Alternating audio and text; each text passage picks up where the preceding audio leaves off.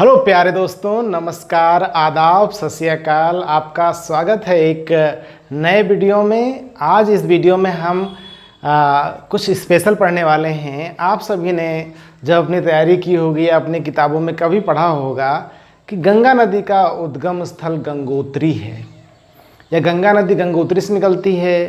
कहीं पे दिखा होगा गंगा नदी का उद्गम स्थल गोमुख है। कहीं पे आपने देखा होगा भागीरथी गंगा का नाम है। कहीं पे देखा होगा पंचप्रयाग हैं उत्तराखंड में, आपने पढ़ा होगा कहीं पर।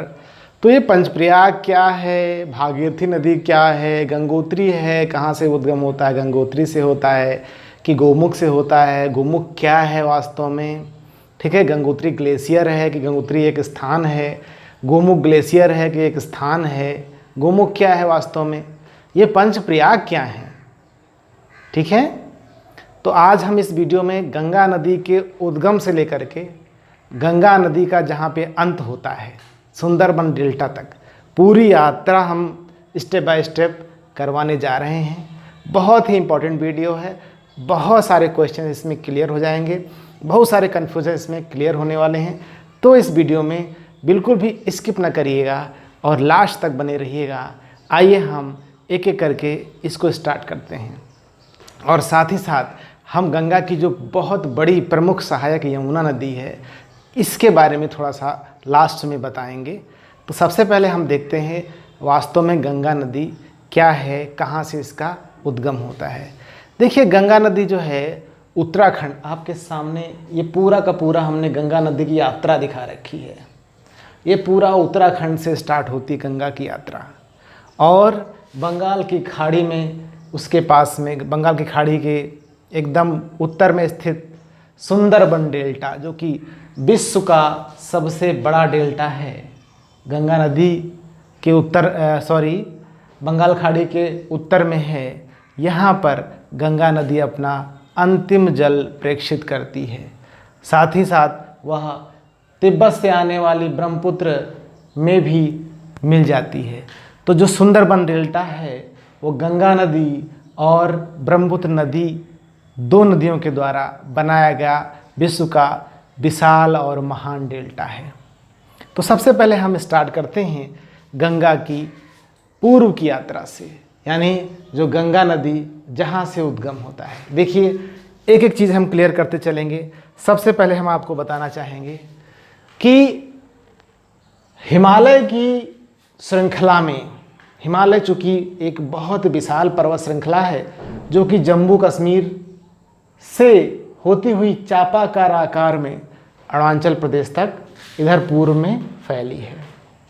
बीच में नेपाल, उत्तराखंड, हिमाचल प्रदेश, सिक्किम, भूटान, ये सब पड़ते हैं। तो ये सारे के सारे हिमालय पर ही स्थित हैं। तो हिमालय से अनेक नदियों का उद्गम हुआ है, और ये नदियाँ बारहमासी नदियाँ हैं, क्योंकि यह किसी न किसी ग्लेशियर से निकली हुई हैं, और ग्लेशियर 12 महीने जमा रहता है, जाम होता है। उसी प्रकार से गंगा नदी भी एक ग्लेशियर से निकली है, जिस ग्लेशियर का नाम है गंगोत्री ग्लेशियर। ग्लेशियर वह होता है जहाँ पर बड़ी लंबाई और चौड़ाई में बर्फ़ जमा हो और वो धीरे धीरे पिघलती हो और एक नदी धारा का रूप लेती हो, ठीक है। उसका अग्रभाग जो है ग्लेशियर का, वो धीरे धीरे पिघल रहा हो और एक जलधारा का रूप ले रहा हो। इसी प्रकार का एक ग्लेशियर है जिसका नाम है गंगोत्री ग्लेशियर। यहाँ से छोटी बड़ी सभी नदियाँ निकली हैं, ठीक है। तो ठीक है, गंगोत्री ग्लेशियर कहाँ है? उत्तराखंड में है। इसके आगे फिर तिब्बत चाइना शुरू हो जाता है, और यह हिमालय का ही एक पार्ट है, राइट। इसके गंगोत्री ग्लेशियर के आसपास नंदा देवी पर्वत, कामत पर्वत और त्रिशूल पर्वत श्रृंखलाएं हैं। इनको आपने हिमालय के सर्वोच्च शिखरों में पढ़ा होगा, हिमालय के जहाँ पे सर्वोच्च शिखर आपने पढ़े होंगे। अब देखिए, गंगा नदी वास्तव में जो गंगा नाम है वो एक जगह है देवप्रयाग। देवप्रयाग से जब हम और नीचे की तरफ आएंगे तो हमको यहाँ से नाम मिलता है गंगा नदी, यानी देवप्रयाग के नीचे ऋषिकेश, हरिद्वार, कानपुर, प्रयागराज, बनारस, पटना, ये सारे के सारे जगह हम आएंगे तो हमको नाम क्या मिलेगा? गंगा। यानी गंगा नदी का नाम कहाँ से शुरू होता है? देवप्रयाग से। अब देवप्रयाग पर दो नदियाँ मिलती हैं। देवप्रयाग जो जगह है उत्तराखंड में, वह दो नदियों का संगम है। एक नदी का नाम है अलकनंदा,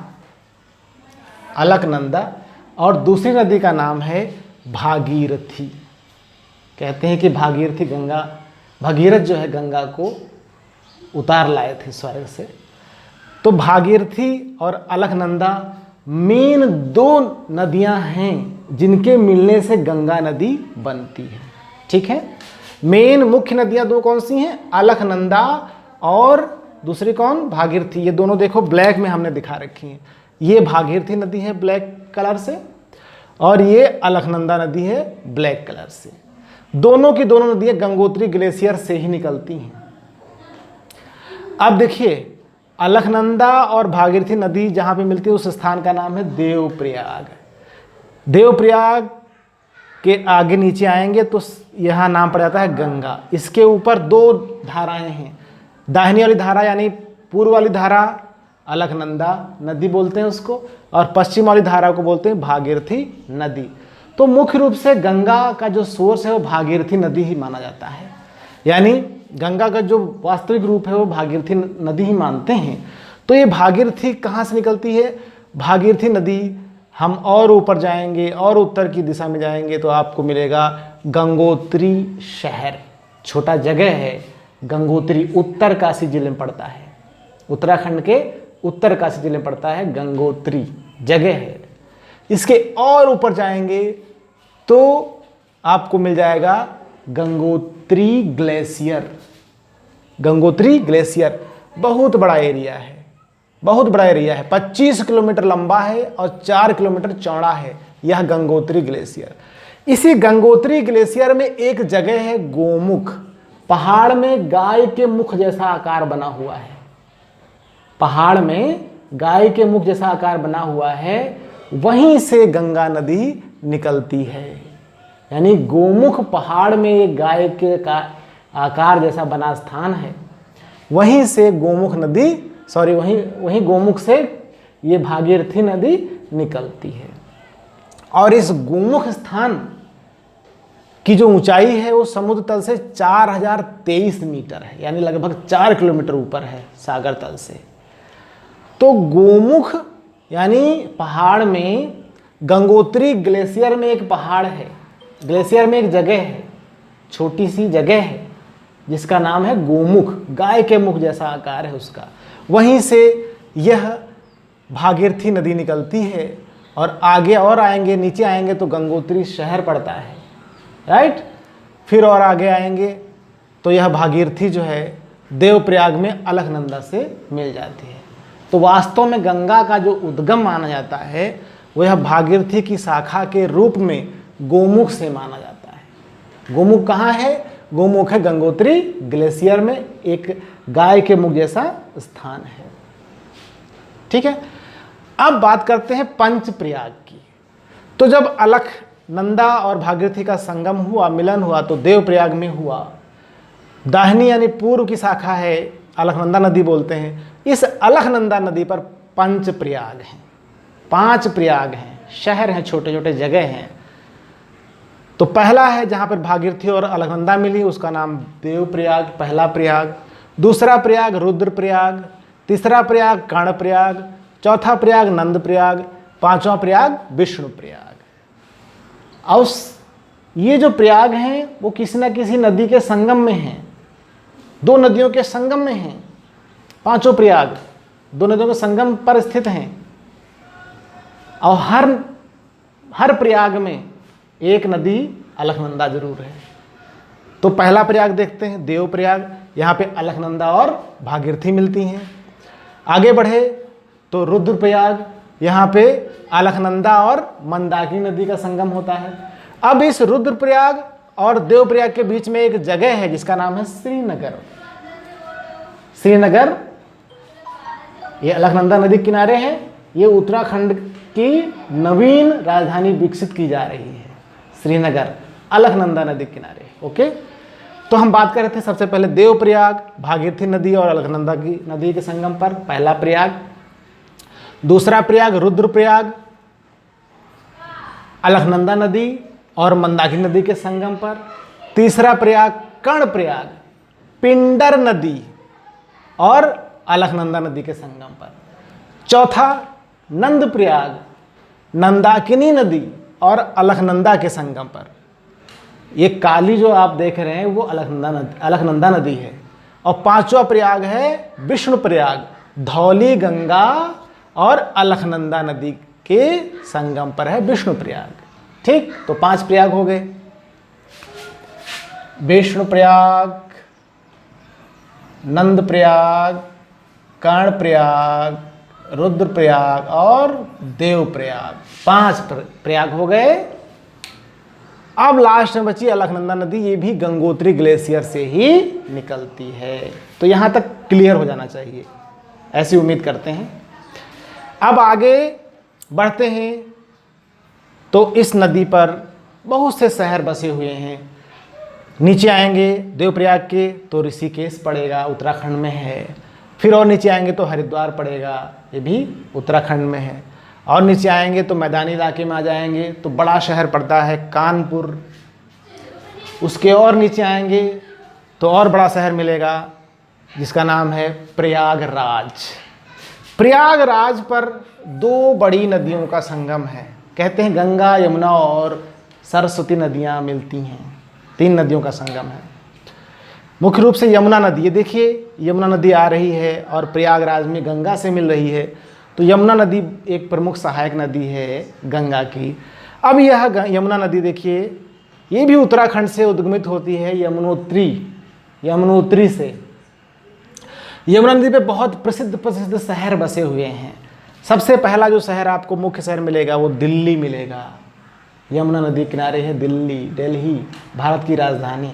फिर और नीचे आएंगे तो आगरा पड़ेगा। आगरा मुगल एम्पायर की राजधानी थी।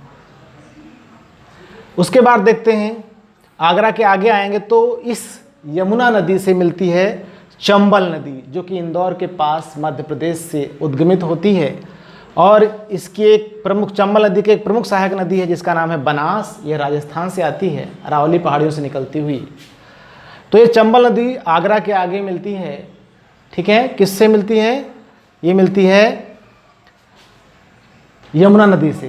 कहते हैं कि चंबल नदी, चंबल घाटी बीहड़ों से गुजरती है। यहीं पे फूलन देवी, दस्यु जो डाकू थे यहीं पे पाए जाते थे, चंबल की घाटियों में।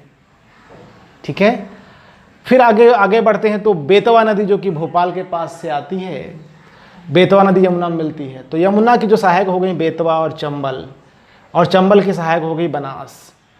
और यमुना सहायक हो गई किसकी? गंगा की। कहाँ मिलती है? प्रयागराज में। राइट, अब आगे बढ़ेंगे तो पड़ेगा एक प्रमुख शहर बनारस। बनारस एक शहर ऐसा है जो सदियों से इसी नाम से जाना जा रहा है।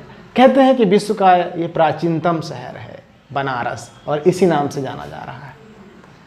बनारस के आगे थोड़ा बढ़ेंगे तो गोमती नदी जो कि लखनऊ से होकर के आती है, लखनऊ के आगे पीलीभीत में एक जगह पे इसका उद्गम होता है। और लखनऊ जो शहर है, जो राजधानी है उत्तर प्रदेश की, वह इस गोमती नदी के किनारे बसी हुई है। और आगे चल कर के बनारस के आगे यह गंगा में मिल जाती है। तो गोमती एक गंगा की सहायक नदी है।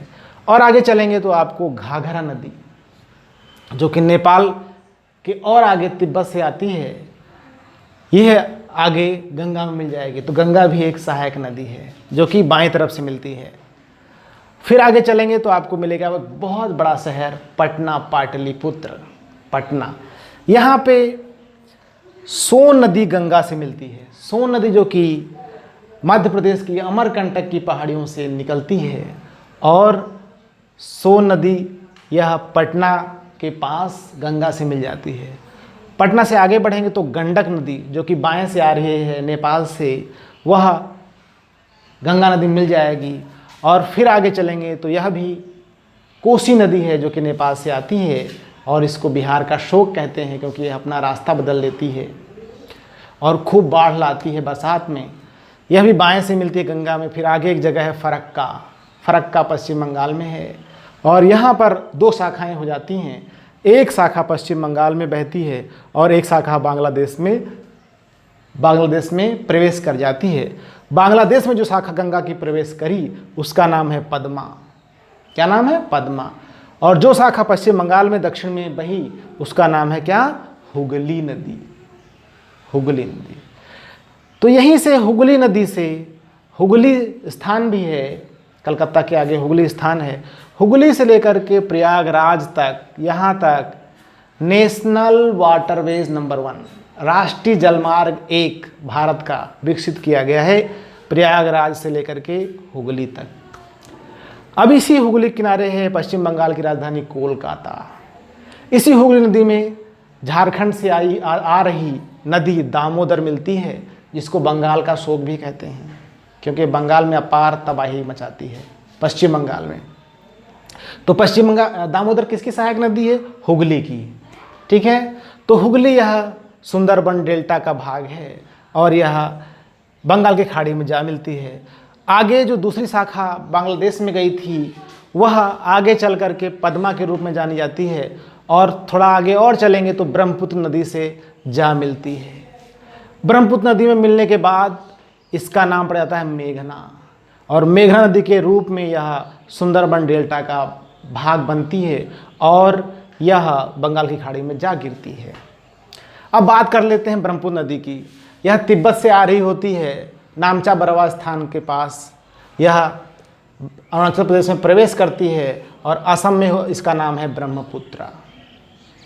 सांगपो इसको कहते हैं तिब्बत में, आगे इसको कहते हैं ब्रह्मपुत्र नदी कहते हैं। और यह जैसे ही बांग्लादेश में प्रवेश करती है इसका नाम हो जाता है जमुना। तो जमुना और पद्मा, पद्मा गंगा नदी का नाम है बांग्लादेश में और जमुना ब्रह्मपुत्र नदी का नाम है बांग्लादेश में, ये मिलती हैं बांग्लादेश में ही। तो आगे चल के नाम होता है मेघना। इनके मिलन की जो आगे नदी बढ़ती है शाखा, उसका नाम है मेघना, और मेघना ही बंगाल की खाड़ी में जा गिरती है। एक चीज़ और, यह बराक नदी जो है वो इधर से आ रही है उत्तर पूर्व भारत से। बराक नदी उत्तर पूर्व भारत से इन पहाड़ियों से आती है बराक नदी, यह भी इस मेघना नदी में मिल जाती है। और बराक नदियों और जमुना नदी के बीच में बांग्लादेश की जो राजधानी वो ढाका स्थित है। बांग्लादेश की राजधानी ढाका बराक नदी और जमुना यानी ब्रह्मपुत्र नदी के बीच में स्थित है, मध्य में। और इसी ब्रह्मपुत्र नदी में उत्तर से आकर के सिक्किम से आकर के सिक्किम में बहने वाली एक नदी है जो कि नाम है तीस्ता नदी, वह ब्रह्मपुत्र में आकर के मिल जाती है। तो तीस्ता नदी जो है वो सिक्किम में बहती है और यह यहाँ पर एक भारत की एक विशाल पर्वत है जिसका नाम है कंचनजंघा। कंचनजंघा से की तलहटी से निकलती है यह तीस्ता नदी, इसका उद्गम होता है कंचनजंघा की तलहटी से तीस्ता नदी का उद्गम होता है। कंचनजंघा जो कि भारत की दूसरी ऊंची चोटी है K2, और दूसरा है कंचनजंघा। कंचनजंघा से की तलहटी से निकलती है तीस्ता नदी सिक्किम से। कंचनजंघा कहाँ पर है? सिक्किम में है। सिक्किम से पश्चिम बंगाल होते हुए यह बांग्लादेश में प्रवेश करती है और बांग्लादेश में ब्रह्मपुत्र से जा मिलती है। तो तीस्ता किसकी सहायक है? ब्रह्मपुत्र की।